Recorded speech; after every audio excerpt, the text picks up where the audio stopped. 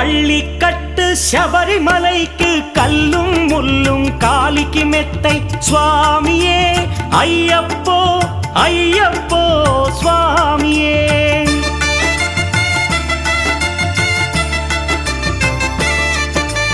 பள்ளிக்கட்டு சபரிமலைக்கு கல்லும் முள்ளும் காலிக்கு மெத்தை சுவாமியே ஐயப்போ ஐயப்போ స్వామియే.